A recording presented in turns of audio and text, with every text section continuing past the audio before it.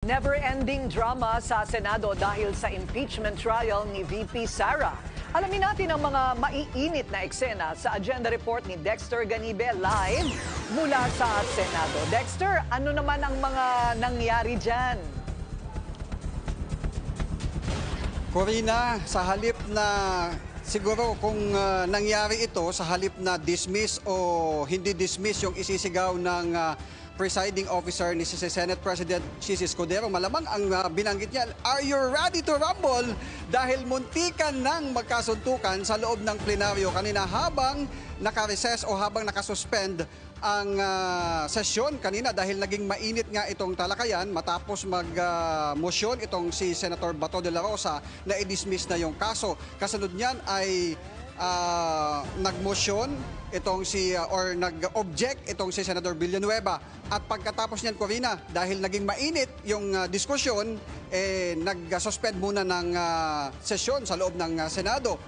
Kanina nakita natin na muntik nang sugurin ni Senator Robin Padilla itong si Senator Joel Villanueva.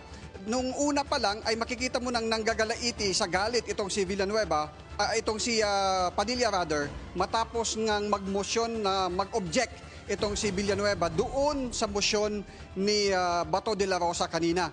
Kaya ang ginawa kanina, Corina, ng ating mga senador ay pinaglayo muna sila, binigyan ng tubig itong si Joel Villanueva sa isang sulok, pinalayo siya doon sa kumpulan ng mga senador at pinainom siya ng tubig habang itong si Senator Robin Padilla naman ay dinala doon sa likod ng session hall para naman makapagpalamig ng konti dahil naging mainit na nga.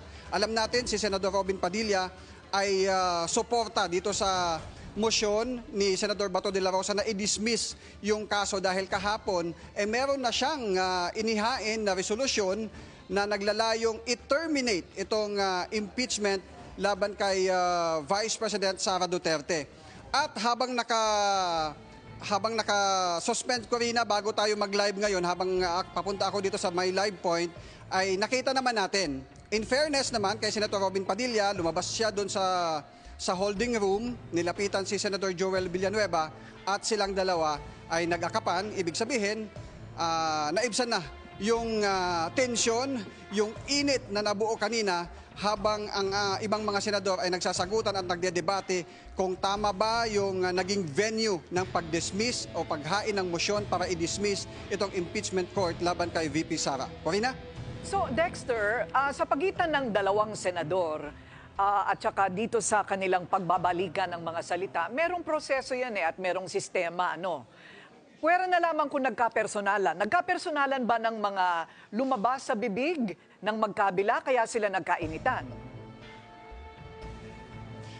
Wala naman, Corina, pero mapapansin natin kanina pa lang nung tumayo na itong si Senator Joel Villanueva dahil si Senator Robin ay nasa kanyang harapan lang, makita natin yung kanyang reaksyon na medyo hindi na maganda yung timpla ng muka dahil nga pag may nag-object nga naman doon sa isang motion, hindi na ito tatalakayin o i-rule na in favor doon sa mag-o-object or kung depende man kung pagbubutuhan, kung pupunta doon sa pagbubutuhan. Pero hindi maganda ang dating. Sa akin hindi maganda ang dating para kay Senator Robin Padilla doon sa objection na ginawa ni Senator Joel Villanueva na ino-object o na kumukontra doon sa motion ni Senator Bato de la Rosa na i-dismiss na yung impeachment case. Corina? Ayun. So, kumbaga, nagdadahilan lamang si Senator Joel Villanueva na kanyang karapatan naman, ano?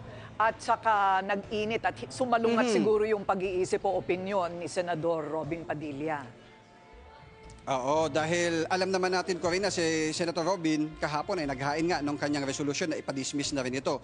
At dahil may kasamahan siya na sumusuporta doon sa kanyang inihaing resolusyon at mismong sa plenaryo na ay nagbanggit na nagmosyon na ito ay i-dismiss na. At saka mantakin mo, may isang senador na tatayo at kukontra at mag-o-object doon sa motion. Siguro dahil naging mainit na yung naging debate kanina, yun ang initial spur. Hindi pa natin nakakausap si Senator Robin Padilla pero itatry natin, Corina, na makuha yung kanyang panig mamaya-maya kung bakit ito yung kanyang naging reaksyon.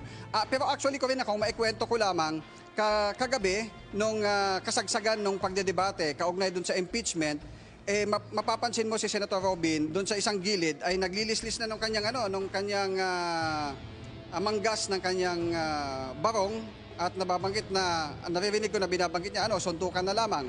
Yun ay binabanggit habang nag-uusap-usap yung mga senador sa loob mismo ng plenaryo.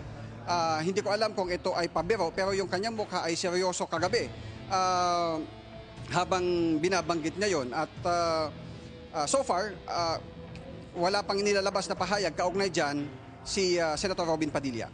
Oo, sana makausap natin si Senador Padilla para makuha din naman yung kanyang panig kung ano ba yung nagpainit ng kanyang ulo. Pero nakita ko itong ibang mga senador na nakaupo parang nanonood ng sine. Kulang na lang ay popcorn. Ayan, sa mga eksena dyan sa loob ng Senado. Oo. So, exciting itong Senado na ito. Naisip ko nga,